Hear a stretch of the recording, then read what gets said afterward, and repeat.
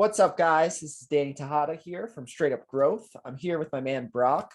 Super excited to have him here on the podcast today. Brock, why don't you introduce yourself? I appreciate you having me on. I'm Brock Mammoser, the co-founder and CEO of FrostBuddy. For anyone that doesn't know, it's the world's first universal can cooler. So it fits basically every different can and bottle that you could imagine in one, and it'll keep it cold so that you can enjoy your drink more. Yeah, and it's a super, super rad product. It's an awesome story. Brock and I actually started our businesses around the same time here. So definitely know what it's like, being young and growing quickly and all the pains that come with that.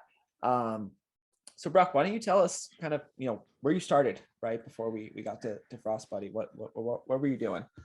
Yeah, no, of course. I'm from a very tiny town in Southern Illinois.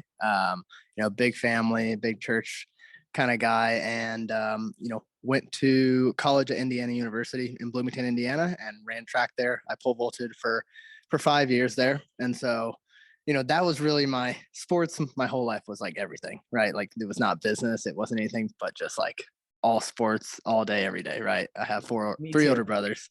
Yeah. So like, feel that. Yeah. so that was like priority for sure. Just, very competitive with our family. And so yeah, I was at IU. I was in the business school studying finance and real estate. I initially wanted to be a real estate investor. I've deterred from that path a little bit, but yeah, and then, long story short, my junior year, my brother Mitch and I were just, we were sitting around on my Christmas break chatting like, oh man, like what could we do? Like I had done some entrepreneurial stuff, but nothing had ever really panned out or like really blown up. So, he kind of brought up the idea that like White Claws were becoming a thing. Like, oh man, all these slim, is there like a insulated koozie for those? And like, is there a Yeti Slim? And I was like, I've not seen one ever. So naturally, what do? We go to Amazon. We're like, is there something there? And there was one brand, literally just one. They had 10,000 reviews, and then there was nothing else. And we we're like, oh my God, like there's probably some potential here. Like a private label dream from back in the day when you saw that. Exactly. Right. So like, this is 2019, end of 2019. So yeah, back when, it's just still Facebook ads, Amazon, like everything was just straight D2C going really hard. And so went, to Alibaba and got some samples, and I knew how to do all that stuff from prior ventures. That's why I say I didn't necessarily fail at those. I learned, and, so got samples, and that was just kind of like the origin of FrostBuddy. And it started off as a hobby of like, hey man, like, I wanted to learn Shopify. I wanted to learn Facebook ads because I'd seen, like everyone, I'd seen people making a lot of money. And I was like, man, this seems like something that I would like to do. I like to be creative with marketing. And so yeah, it started, bootstrapped really, really small, 2,000 units we ordered the first time. And we were terrified, had no idea what we were doing. And then, fast forward 2.5 years, all of a sudden it's something that I could have never, ever imagined it would be, for sure. I was like just focused on pole vaulting, honestly. That's such a wild story to see. And there's a lot to unpack. I think one thing that's really interesting that you mentioned is you said you never tried and failed, right? You tried and you learned Yep. there. And I think that's such a huge piece. I know when I first, graduated college and all that jazz there, my whole goal was to try to learn, right? That's what I was telling everyone. Like I saw digital marketing as a thing. Like I was an advertising major, and I went to Pepperdine, and all of a sudden I'm selling makeup door to door, here in San Diego. And I'm like, I have to, heck yeah. Right. And so like, even that job, like my job was to get 300 no's a day. Right. And I actually learned a lot from that experience. Like for me, I'm really good at sales, and it's because I really don't care, right? Like if you're interested or not, right? A buyer is going to buy because they're interested in what I'm offering, not because I'm begging them or forcing them to do so, right? And it's something you learn from that little piece. How did you get in that mentality, right? Like there, because I know that's a tricky place to start, and most people, especially when you're kind of younger, like you don't want to fail, right? Or you don't expect to fail, there. So tell me about that. Yeah, no, that's such an important piece too. I'm glad you asked actually, because I think a lot of people don't talk about it, and that's like the number one thing for a lot of people, like not getting into it. Like I Yep. think we take for granted now that we know a lot of founders and CEOs that like, oh, you become like that, right? But you don't start like that. For me, I will say I was fortunate. I'm the youngest of four boys, and so like I always say that being the youngest is a very big privilege because like I have a safety net no matter what. Like my whole life, if I effed up, if I screwed up, I had like support. I have a great support system. I had a family, I had brothers that would like come to my rescue. So like I was always the risk taker for sure. And for me, like it was just always kind of in me, right? Like even my friends will always say like, one of the best things about me is that like I literally will jump in and I don't care if I fail. Like they're like, I don't know how you do it, but you just like we'll go in and say, hey, if it doesn't work, it doesn't work, but at least now we know it doesn't work.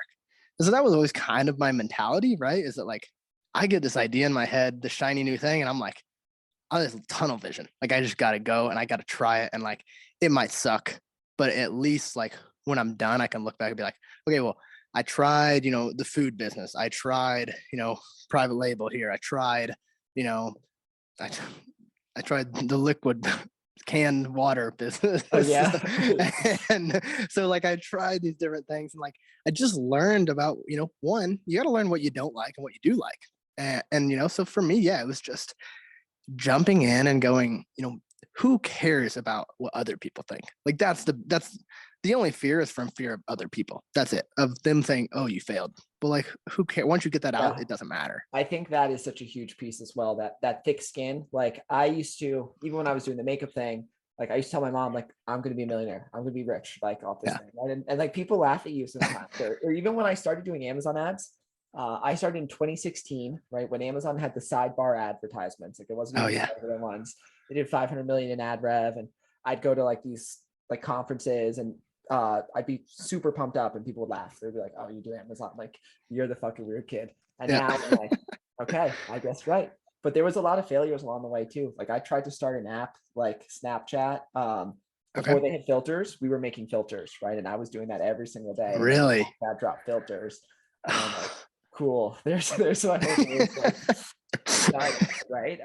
But I learned a lot along the way too, right? About like how to actually like do more research and get things going. Yeah, Yeah. absolutely.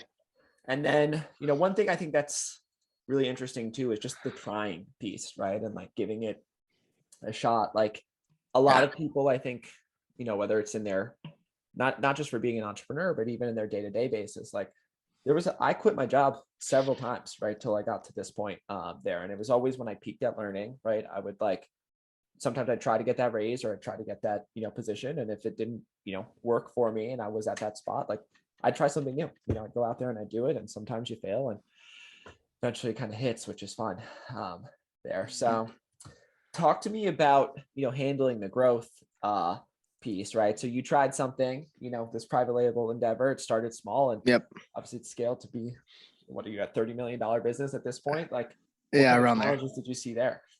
Yeah, so still seeing them.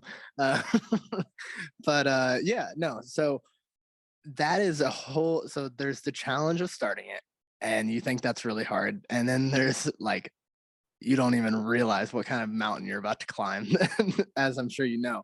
It just the challenges and the problems get more complex and everything, I like the quotes that I've seen about like, keep it as simple and as lean as possible because inevitably with growth, complexity will come. And so like no matter how simple you have it, it just gets more complex, right? Because you don't have a simple $30 million like if you do, well, kudos to you because you're killing it. And like I wish I Yeah, had that. please tell But me what you're doing if that's the case. yeah, like I need to switch. But so pretty much, you know, when we started basically in the heat of COVID, I was learning Facebook ads. That was how I started. Facebook and Google ads. That's what I wanted to do. And just started at frostbuddy.com. And pretty much like when we launched our universal can cooler, it was in like June of 2020. We just like sold out in like 3 weeks, sold out of 3,000 of them. I was like, holy crap. Like, and then we pretty much just reinvested. So we bought 3,000 and then we put in and we bought 18,000 units. And so same model, just Facebook and Google ads. And then we bought 30,000, 60,000, and we just kept bootstrapping, reinvesting it. And, I think we were doing around probably 150,000 a month at that point, when I was still like, it was just basically a one-man show at that point. Like, and we hit like, I think January 2021, where we're like, you know what, like, it's a fast competitive industry, drinkware is. And so like, we want to blow this up really big. So like, let's find some investment and let's see how fast and how big we can go. And so, we found an investor that, we were fortunate to, it wasn't complex or anything. We found someone that, saw our vision, wanted to help us grow. And, once we were able to get more inventory, because that's what was limiting us, we kept selling out. Then it was like, it was boom. Like, we got more inventory. I got an ad agency because I could not handle the Facebook ads anymore. And I was like, I need someone that can take it to the next level. And we went from like 200,000 a month to like 800,000, and then to like 1.2 million a month. Like, it was just astronomical how crazy it grew. And that was kind of the beginning. So it was like the sales grew, and then all of a sudden we were like, oh, the structure probably needs to we probably need to lay some foundation, because we grew before we even had anything. And so I heard that. I wish I didn't hear that, but I heard that. yeah. So it was pretty much like, okay, now that we've got all these sales coming in, how the heck do we build a team? How do we find people? Like, what do we do? And so, yeah, I mean, it's just been, one challenge after the next. I always say hiring people is one of the hardest things, like to find people that fit the culture, fit the vision, that work the tail off in a startup. And, so, finding the right agencies, whether it's ads or like an email agency, or, I try to outsource a lot of stuff to either agencies. We have a 3PL for our fulfillment that really allowed us to scale up faster rather than doing it in-house. And it probably took some money off of our bottom line, but we knew that it was kind of give and take. Hey, we're going to scale really fast because this 3PL can keep up with us. So it was really just, the challenges of that, of making sure that everything was in place. And then, how do we continue that growth curve? How do we, continue to make the content that we need to make for ads? How do we, continue to stay top of mind and continue to be innovative and bring out new products, and, just take that. And that's kind of still what we're doing, is just, we're still trying to build the team, and we're still trying to innovate and kind of catch up to how fast our growth has been. No, and that's definitely a lot of relatable situations. I started in February, right before COVID, there too. So I definitely know, like, okay, the world's shutting down. What do we do? Definitely a moment. Thank God everyone was drinking. Yeah, 100%. That probably helped contribute. Yeah, I was pretty happy. Oh man. There's a lot of questions that I have just off everything that you said there. So one, like, I know this is a question that I often ask myself. Like, do you ever wish that you took on investment earlier and hired more aggressively earlier so that you had a better structure before you grew? Or are you happy now that you've pushed through it? Like, or you're in the process of pushing through it? I have some thoughts. That's a tough one.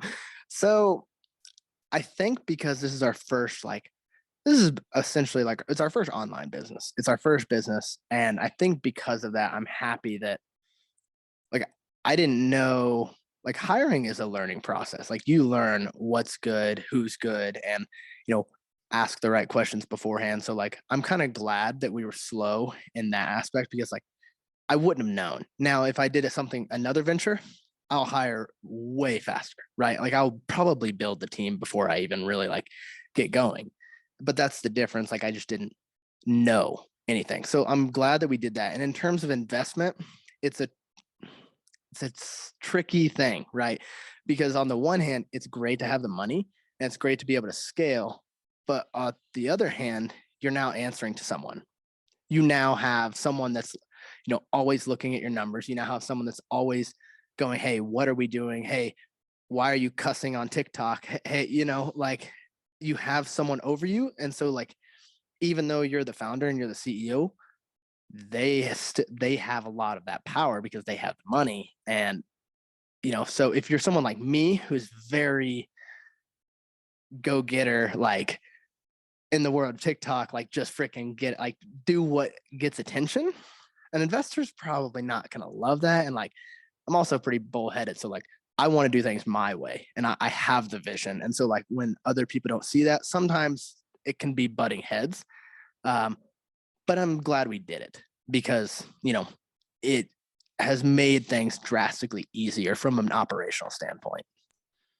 I think that's super helpful. I find on my end, I think I honestly have a very similar answer to what you had there. Like, would it have saved me a lot of headaches if I had things fully structured ahead of time and I knew how fast we grow? Like, absolutely. But I think part of it is like, I mean, I feel like I got really lucky with my business, right? Where we grew well above my expectations. My expectations were bullish, but like it just like we grew way, bigger than that and faster than that. Yeah. But I think I learned a lot more along the way, right? It's like first is getting started. And I think that's where most people think that's the biggest challenge. And it is a challenge, to get it going. But I think keeping the ship running and handling the growth is where it can definitely get a little bit interesting over time. Yes, Yeah. absolutely. Like, we never took investment, but I definitely see how that could be interesting to kind of have, almost a boss to an extent there. Almost. It feels like Yeah. it sometimes. Yeah. Yes.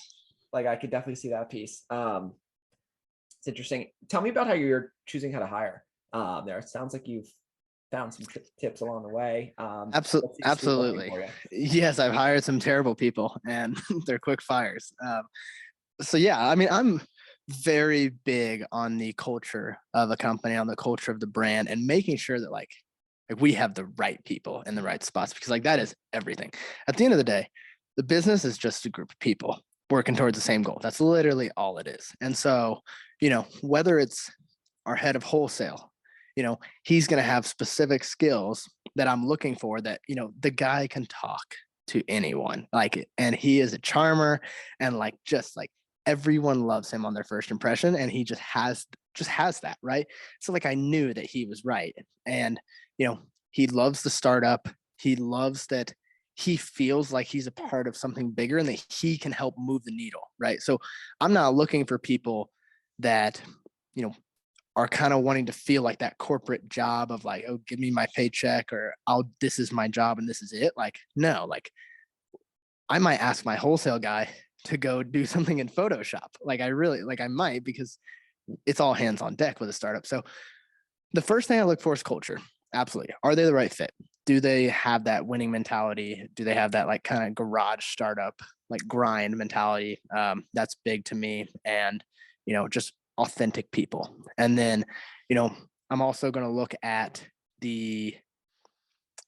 are they competent enough to do the position that they're doing? And so like, that's always like, you got to be able to do the job. And then, when I'm hiring, I'm looking at, okay, what compensation do they want? Because we are a startup. Like it's always negotiable on what's your payment, what's the salary, or can we do a little bit of performance based? Because, I can't take the chance of giving you, let's say 6 figures a year and you don't produce because we don't have that.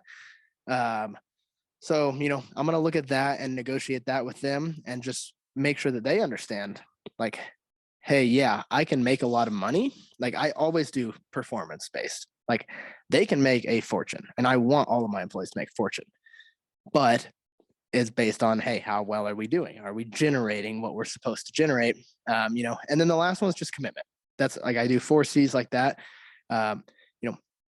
The retention of employees is so important. Like even if they F up and I want them to make mistakes, I give them full autonomy. I don't micromanage at all. I probably should micromanage a little more than I do, but like, I'm like, no, you're the boss of your division. Go for it. I don't care. Here's the result I need. Whatever process you want to build, whatever team you want to build underneath you, I really don't care. And so like, that's how I structure it because I want them to feel like, hey, I am in charge and he trusts me. And so like, I'm going to give them that rope until if they make some mistakes, I'll bring them in. Hey, what happened? What did we learn? How quickly can we adapt and fix it? Because that employee making that mistake and fixing it is a lot cheaper than me firing them and hiring another employee. And then they're just going to make the same mistake over and over again. So like, it's just, I hate when people say that a company's not a family because like, to me, like in our startup right now, it kind of is like, it really is family. And like, that's just how I kind of approach it. And like, it's a lot of gray area when hiring. It's so hard. Yeah. No, look, honestly, I feel like I'm talking into a mirror because this is exactly the same way I approach it, like for my business too. I think character and just and traits like that, like their drive is arguably sometimes more important than like some of Yes. the expertise that they have. Because honestly, like I make a lot of mistakes, right? I've made a lot of mistakes, and those mistakes are what have gotten me here, But the biggest thing is not just making a mistake, but I think you really hit the nail on the head. But what are you doing because of that mistake, right? One is, what did we learn? Just like you nailed right there. And then how do we fix this in the future, right? And so sometimes it means you create a better process, right? Or sometimes it's like you're going to not try that ad type anymore, or what have you. But I think that's a really big piece, is that you're not just like, oh, you effed up this once, like it's done, right? Like You're it's gone. like, what, you never made a mistake in your life too, right? Yeah. Like that happens. So I think that's just really, really huge. I'm curious on the performance plans, like, let's say someone who's generating sales, whatever, that's like more commission, but what about other folks on your team, right? Do you kind of put a performance incentive on towards everyone? And I'm curious if you'd be interested in sharing like kind of how you do add those type of goals for folks that aren't, salespeople. Yeah. So it is tough. We're fortunate that, like, honest to God, most of the positions in FrostBuddy at this moment, like, are generating some sort of sales, like whether it's ads, Amazon, email, SMS, like most of it is generating sales, which has been nice. But let's say like a video editor, I have a lot of content creation. So like I have graphic designers, video editors, and people like that. And so obviously it's not going to be based on that. But the things I am going to look at with video editing and graphic design, especially because I think a lot of people, if they're building a business today, need those two things because content's everything. I'm looking at one, how quick is your turnaround time? How quickly are you working? Because I'm probably going to put them on like an hourly pay based on their expertise. Like, it's going to range. But I need a quick turnaround because I'm pumping out content every single day. And then I also, what's big for me is, hey, are you a self-starter? Can you think for yourself in terms of video editing, in terms of graphic design? I don't want to have to say, hey, I need this ad and I need it to say this and I need it to have this product. Like that, I've had those people and it kills me. It drives me insane because it kills my time. Now I just want to say, hey, I need 20 Black Friday ads. I need you to understand how how are we marketing it? How are we appealing it to the customer? How are we grabbing their eye, getting our message across? I need you to think for yourself and figure that out and understand, you're not just a graphic designer and you're not just a video editor. You're you're in marketing and sales. You still are. And so, I'm not really giving them that incentive, but they're not going to be around very long if if they're I know, not I totally, yeah, I get the if they're vibe there. not doing the work that there's that we need done Right. in a timely manner. And I think what's also really cool about that answer there, and you mentioned something about this earlier, is like your vision, right? And it's not just Brock having vision. What I think is really interesting is you want all of your employees to have, some Yes. semblance of vision. That's something I highly encourage as well, for my employees there. And I think it's been a really good asset. I think it also helps with like employee retention and just really creating that family feel, right? Like at the end of the day, we've got two slogans, but the internal one that we have is like, we want to help, good people learn great skills to become great people, right? And at the end of the day, while we're doing client work, the way I want them to treat it is like, this is your business, right? Like, and like the stuff that you're working on, and like, these are skill sets that you're going to be able to take. No one can take those away from you, right? Once you learn how to be a kick-ass, ads manager on Amazon, like you can leave me at some point, right? You can start your own thing. You can go to another agency there, but your own pride, right? And how much vision you have and taking it to that next level is ultimately the employees that end up, I think, scaling the fastest, right? And end up, performing the best. Like Yes. at my first job, Quiver, I remember my boss, Mark, was the best boss I ever had. Like after he had done like kind of the initial training with me, I went over there and I'm asking all these questions. He's like, at this point, you know more than I do. He's like, you run with it, right? And that was the best advice he ever gave me. Because I just ran with it, and like all of a sudden I'm spending $7 million a year in ads, like all manually. And that's when cost per click were 5 cents a click. So it was a lot of money back then. So Yeah. I wish they were like that. oh man, glory days. So it is. Um, No, that's super cool. no, this has been really awesome. What sort of advice would you have, if you were talking to yourself prior to starting this business, right? What's some advice that you wish that you would have had ahead of time? Someone just asked me this yesterday. I think I get asked this all the time. You know, there's a lot of different things that I would tell myself, to just help. But I think, there's a couple of key things, right? And the first is like, it's not at all a get rich quick scheme, and business takes time, a lot of time. So like, you're gonna work your tail off every day at rapid speed, but real change is probably not going to happen except for over the course of like 5 to 10 years. And no matter what business you're in, like it might take us 2 years to get into Walmart. Like it just might, because it's relationship based. And so, that's the first thing, is just understanding the macro patience and having that patience.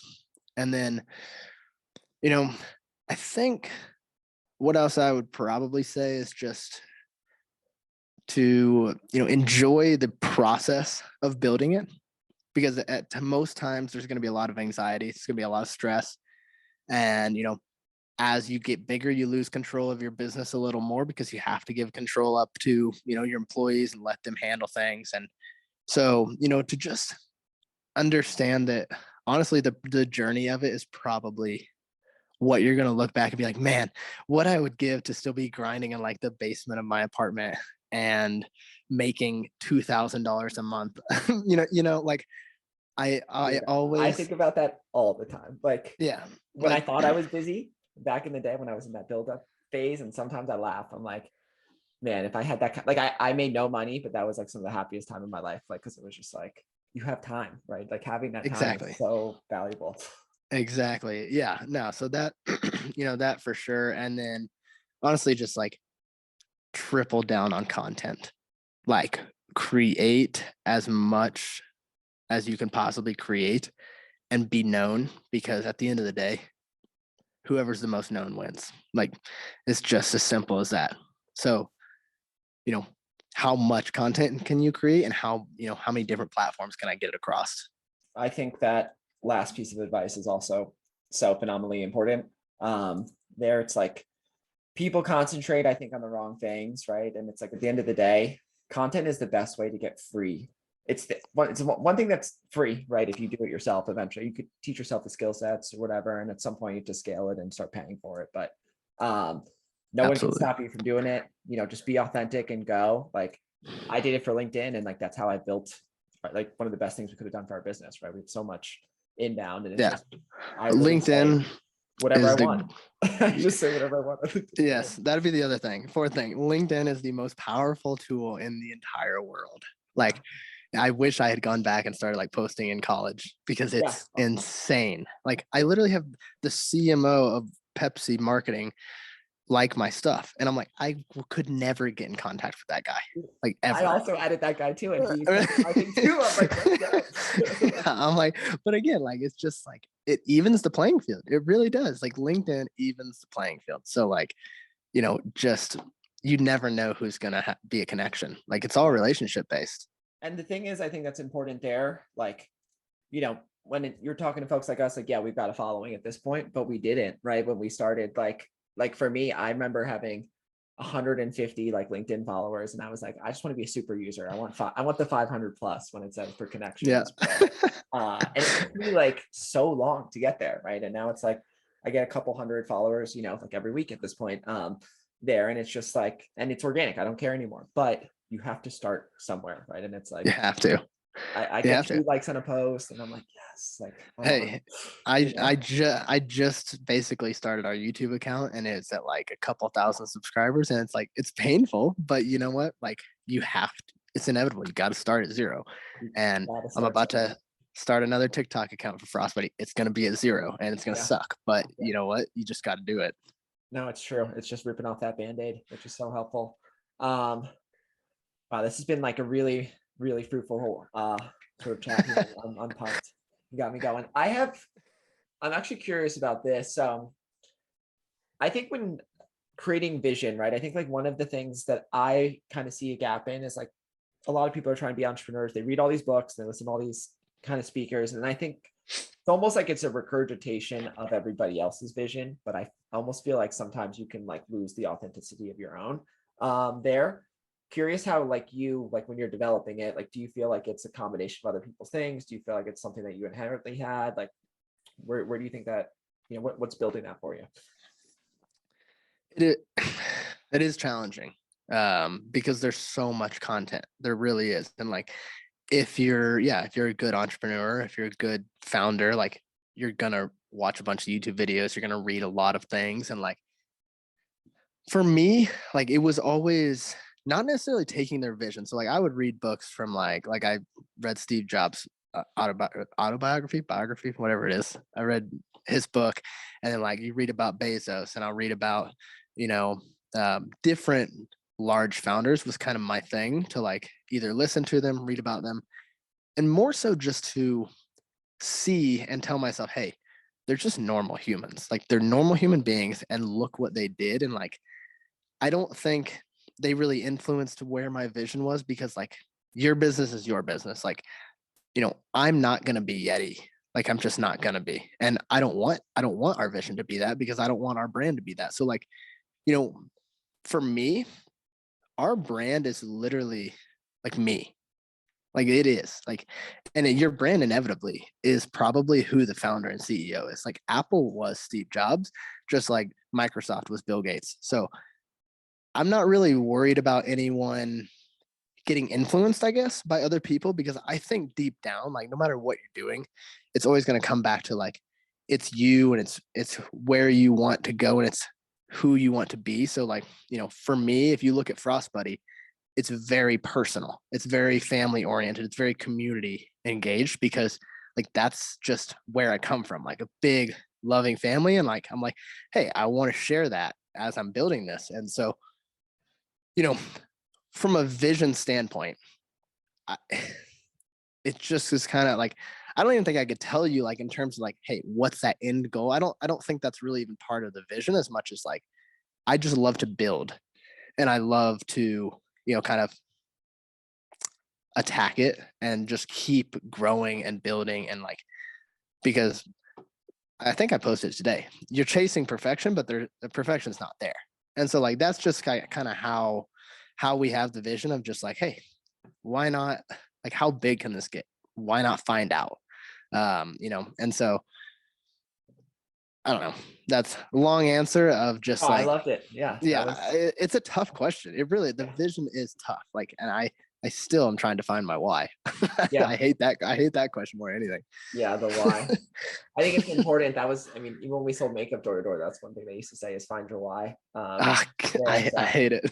I've been working on it for 9 years. That great book though. Start with Why is a great book, but it'll destroy you mentally. Yeah. It'll be like, I don't know what the why is. I haven't figured it out. So yeah, when you do, I'm curious to hear that for sure. No, but I love it. I think like, a big takeaway here is, you're doing it right. You tried, you worked hard to handle the growth, and ultimately you kept it in line with you. And I think that's something that's really important as well. I think, I've always kind of had my own little flair to what I do, and like it's not for everyone, right? And I think that's okay. I think that's one thing to understand, is like you don't have to mold your business to fit what you think people want, right? It's like ultimately mold the business that you think makes sense there for you, right? And for your kind of vision. And I think you're going to be a lot happier and honestly produce better results that way, Definitely. Stand out. Yeah. Any way to stand out. Yeah, 100%. Like I work a lot in like supplements, and like, gummy vitamins became a huge thing during COVID, and there's 3 manufacturers of gummy vitamins in the US, right? But there's thousands of brands that basically you're just buying the label at the end of the day, right? And whoever creates the best brand story, right, is what you're buying into. I mean, there's the amount of universal can coolers on Amazon that people just scroll over because they're looking for FrostBuddy is insane, right? Like we wouldn't be the best seller if people didn't love the story and love the brand. And I struggled with that for a long time. I was like, man, like I come from a middle class, like small town white family that like has had no deaths or no disease, like had no issues, right?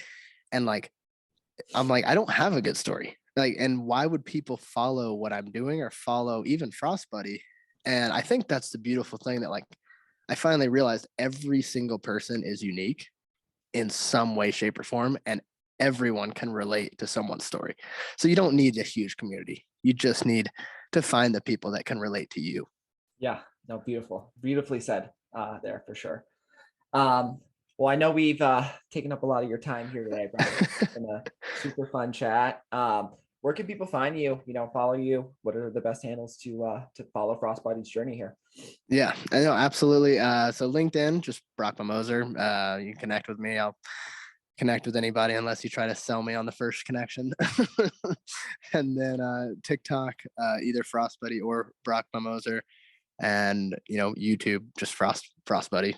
Those are Awesome. probably the three best. Cool. Yeah, we'll get some links in the comments for it for sure. But yeah, thank you so much. Definitely some really good conversation. Appreciate the time today. Hey, thank you. I loved it. Awesome.